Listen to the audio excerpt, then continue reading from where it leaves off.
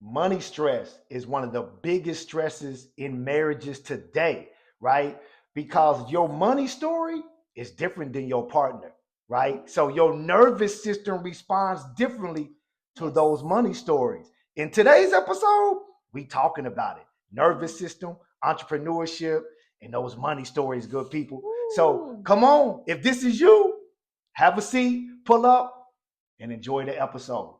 Welcome back to episode 8 of the Married Life Podcast. What it do, baby? What it do? Listen, good people, we got a great episode for you. In this episode, we talking about marriage, money, entrepreneurship. Right. Those nervous system stories in those first 7 years might not be the same as your partner. Ain't that right, babe? Yeah. So we gonna just talk about it, man. Talk about how we started our first business, when we started our first business, how we had to learn each other's nervous system. Yeah, all that good stuff. So you ready? You ready to get into it? Let's do it. Listen, good people, this ain't theory we about to tell you. This ain't textbook reading.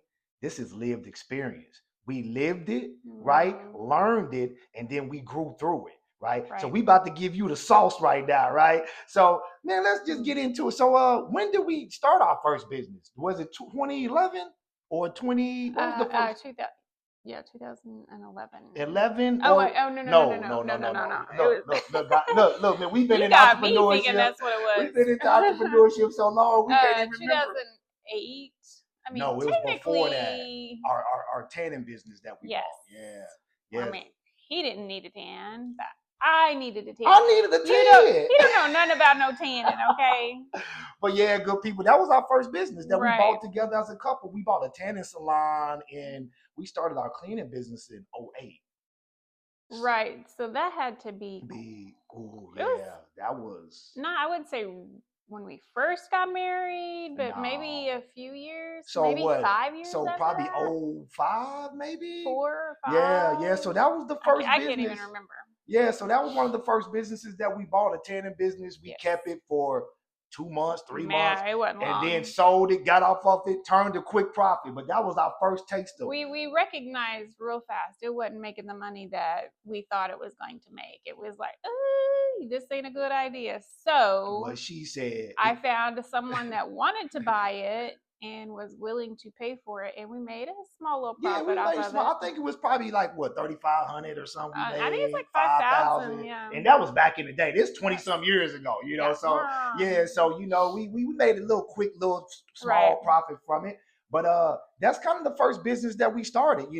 That's kind of how. Well, for me, let me just give the backdrop how I got into entrepreneurship. Right. I grew up about it, So one of the things we wanted to talk about is just our backgrounds about entrepreneurship, right? So with me, I grew up around it. My mom and dad were entrepreneurs. My dad and grandmother were entrepreneurs.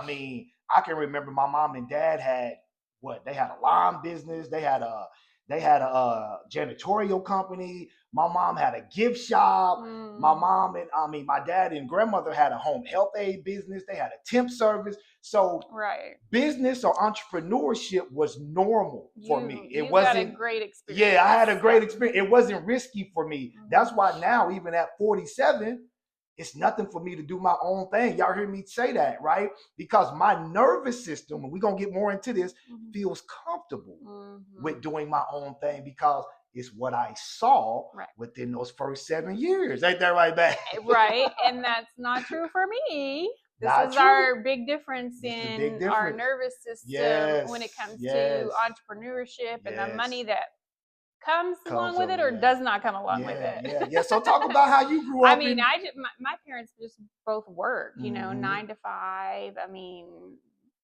I seen entrepreneurship on the outside. I guess that's one way to put it because my aunt and uncle, one of my aunt and uncles owned a glass plant and a cement company. So they did glass for big buildings and then they did like little yard figurines out of cement, and I seen that through them. And then my other uncle was a chiropractor, and so they had their own business. But as far as personally with my parents, they just both worked, and so entrepreneurship was foreign to me. I didn't know what it really took.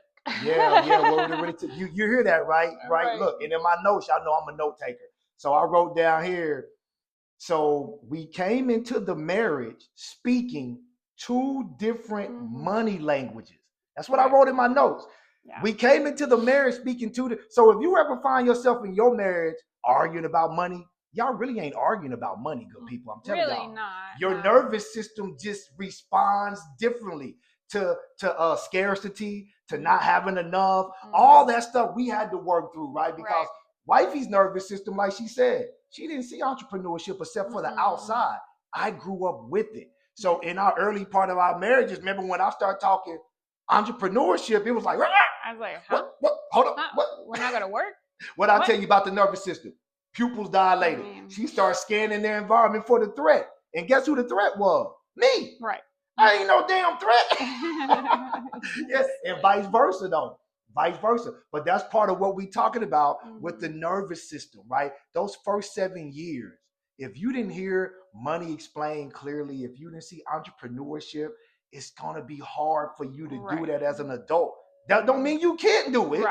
Right? You can retrain your nervous system. So that's one of the things that we was talking about. And now we just gonna kind of flow into that nervous system, right? Because this is what we really wanted to get to, right? Because I wrote down here, same situations, different nervous system reaction. So true. So what does that mean? Same situation. We've been married 26 plus years, so we've been around each other more than we've been without each other. You know what I'm saying? So we went through all of the same financial situations, entrepreneurial situations, but she reacted differently than me. Yes. Right? So like I said, I just gave y'all one small example. So talk about that when you first start hearing me talk about same situation, entrepreneurship, how like that made you feel. Or... I mean, for me, entrepreneurship is not always stable, especially when you first start. I mean, there's a lot of unknowns. Hey, hold that thought. It's not always, it's like that, period. If you ain't built for that, you won't make it in entrepreneurship. Okay, keep going. That's true, until you stabilize the systems and get it all going. But keep going. Okay, go ahead. Sorry. I forgot what I was you said it's not always stable. You just said it's not always stable. So for you and your nervous system, that was kind of the big difference for you, because your nervous system wasn't used to that because you grew up in the 9 to 5s. So yeah. So that was kind of a little bit difficult for you in the beginning. So tell the people some of the things though that made it feel difficult. You said instability. I mean, the biggest part was financially. Just not having that consistent. That not knowing if you're going to make enough money for the month. Us starting out in the cleaning business, it was very. You had to make sure you had enough clients. The income is coming in where we can do what we need to do with the business and our personal. Yeah, that's true. Make sure we can pay our bills. That's true. And the way I was raised, business made me excited. Entrepreneurship gets me. She knows when we talk about vision and that excites me. I'm like, let's go do it. She's like, pump your brakes a little bit, right? So that's one of the things too about the nervous system, right? How it responds. Like I said, for me, entrepreneurship, now you got me fumbling over the word. Entrepreneurship means excitement for me. That means I get to cast vision. Anytime I get to cast vision and do things on my own, that brings excitement because my nervous system is comfortable for that, right? It's comfortable in that. I saw that my whole life. Her, on the other hand, entrepreneurship is anxiety for her. So talk about how anxiety, how you had to retrain your nervous system on that. Just, again, I can't stop saying stability part. For me, that was the biggest hurdle. I could figure out how to do what I need to do, but not knowing if I'm going to have enough money coming in, that's the hard part. That's the anxiety. That's the stress. That's, the unknown for me is very challenging. No, real. That's real. And that's why I come in. That's why we ground each other. But we had to talk each other's nervous system language, right? I had to understand, like you heard in the last Married Life we did, I had to understand that I can't give her all the vision. I can't just be like, blah, blah, blah, blah, blah, blah, and then we're going to do this. Blah, blah, blah. That's overload. She going to be like, wait a minute, we ain't, even though it still might happen, she can't receive it all like that. And that's something that I had to learn in us communicating, not just about business and vision, but about money. Right? Because she used to always feel like money pressures, right? Well, let me just put this down. I wrote this down. Money pressure exposed misunderstanding. Oh, definitely. I'm going to say that again for the people in the back. Money pressure exposed misunderstanding in our marriage because it showed one of us was emotionally, outwardly, and the other one processed inwardly, which I processed inwardly. Outwardly. Which one are you? Outwardly. But like I said, it exposed misunderstanding. It was never about the money, good people. It's our nervous system. Because you used to always tell me what?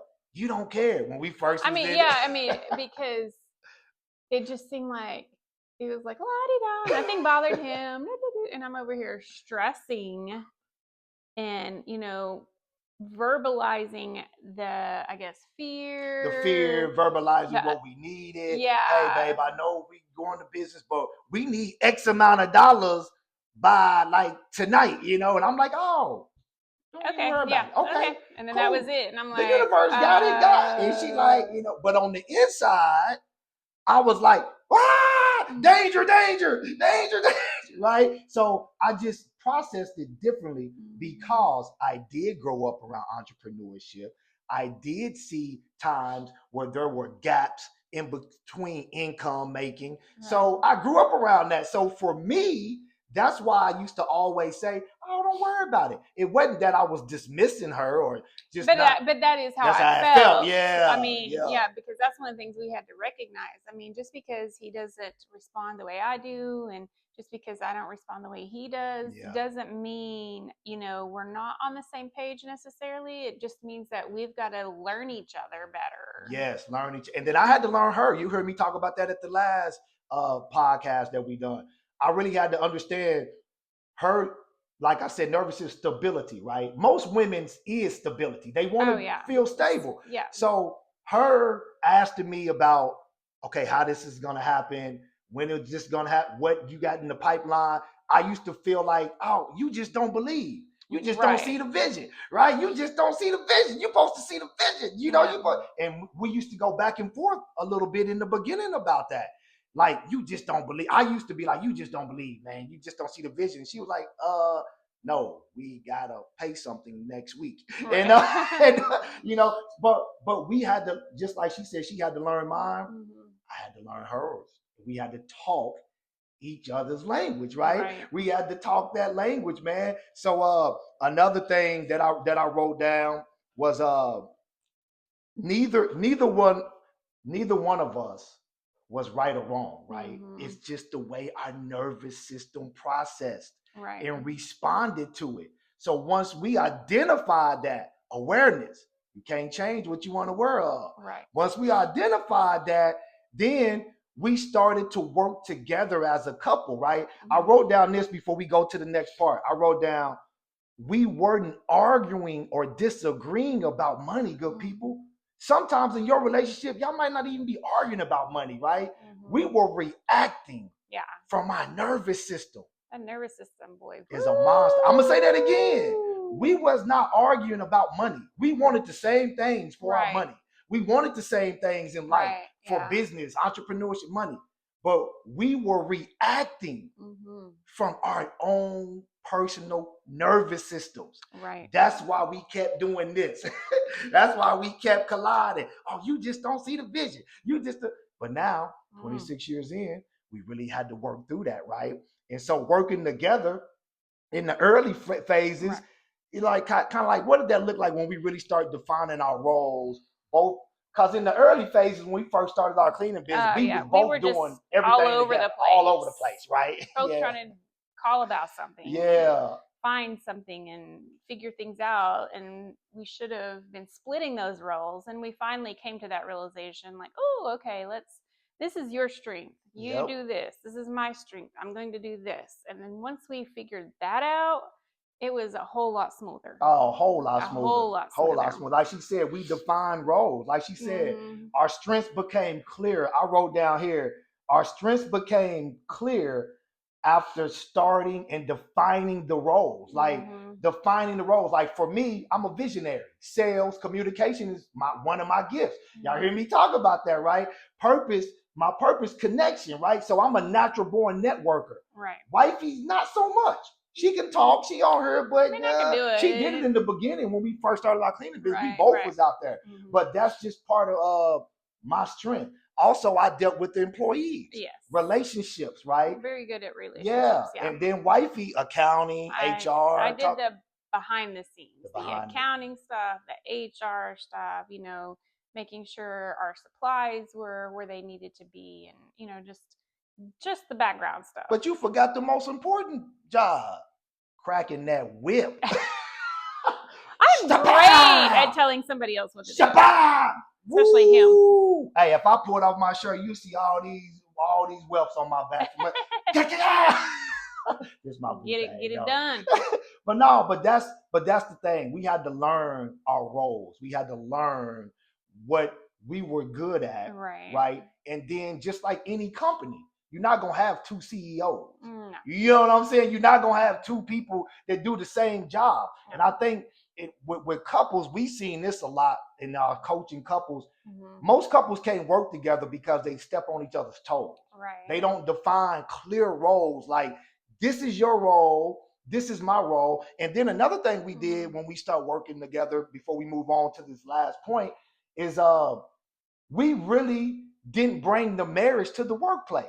Right. It wasn't because we was working together. Oh, that's just my wife. So listen, you got to do it. No. Right. She was the boss of what she was the boss of in the business, and all that crossing roles and all that don't work. You're building a business. Right. So you have to treat it. Yeah, you have to treat it as such. So the key takeaway I put before we go to the next one, I wrote down, we stopped trying to do the same job and started honoring each other's strength. We stopped trying to do the same job and started honoring each other's strength. Right. So just think about that. You and your spouse don't have to do the same job. Just figure out what y'all do best, and then both of y'all do that to build the business together. Right. And the last point we wanted to talk about, man, we just wanted to talk about, learning to listen to each other without being, offended. Learning to take constructive criticism, as they say, right? Right. right. Learning to talk through things, asking each other, how's that make you feel in your body, right? Right. That's where the speaker listening technique that we learned years ago comes into play. Yes. Because sometimes, during the course of the business when we first started, it used to be sometimes we can get a little heated. Oh, yeah. Because feelings get in the way. Right. Because now you thinking, oh, you looking at her, I'm looking at her as just my wife. Not as the HR manager, not as the person, you know what I'm saying? And so vice versa. So talk a little bit about that, how, you really got to be mindful of that. Definitely.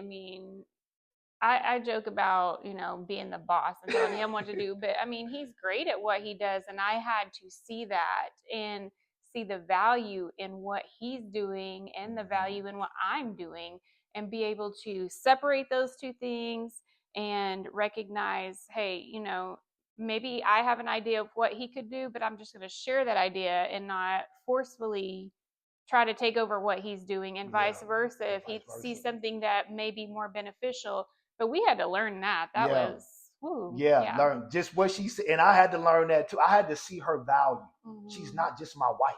Right. So side note to you fellas out there, she's not just your wife. I be playing when I say this my boo thing. She is my boo thing, but she's more than that. She's a woman first, right? First and foremost, she's a woman first. So you got to see it like that. When you're working together as a couple, you have to see the other person in their strength, what they do well, right? Because it's easy to overlook when you see them every day. It sure is. And that was probably one of the things too when we first started. We had to take the marriage out and not see him as my husband. No, real talk. See, one of the things I wrote down here, understanding your partner's nervous system will save your marriage faster than any budget or anything else that you can implement. Understanding your partner's nervous system will save your marriage faster than anything on this planet, good people. I'm telling y'all what we know. This is 26 years lived experience, right? The nervous system was the key in taking our marriage to the next level. That's been such a game changer. Oh my gosh. I mean, not just in business, in life. Yes, in life. So as we wrap this up, listen, and drop your questions below. Yes. Right? We want to hear from you. Email us at the Married Life, THA Married Life 23 at gmail.com. Drop your questions or comment below. I promise we will answer them. We will get to you and answer every question. If you take the time out to ask it, we'll answer. I promise you. So, man, as we wrap this up, man, like I said, we just kind of wanted to come on here, tell you a little bit about how we lived it, learned it, right? And had to experience, right? We can go on and on about this nervous system, but we might make a part 2 about this one. We just don't cut it off. That's big. That's big. So remember, join us every Tuesday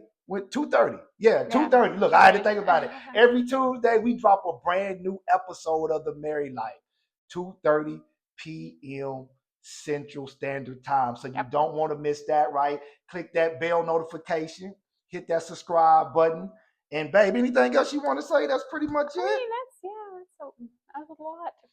That was a lot. And that's why we wanted to drop this episode, man. We wanted to kind of peel the curtain back 26 years. Right. And we just kind of laid a foundation. It was a lot, but it was also, I mean, I'm sure there's way more we could talk about. Way more. And we thought about doing a part 2 to this one. Right. For next week. So we'll see. It's going to be a new episode 9. So tune in to that. And listen, join us. Same bat time, same bat channel.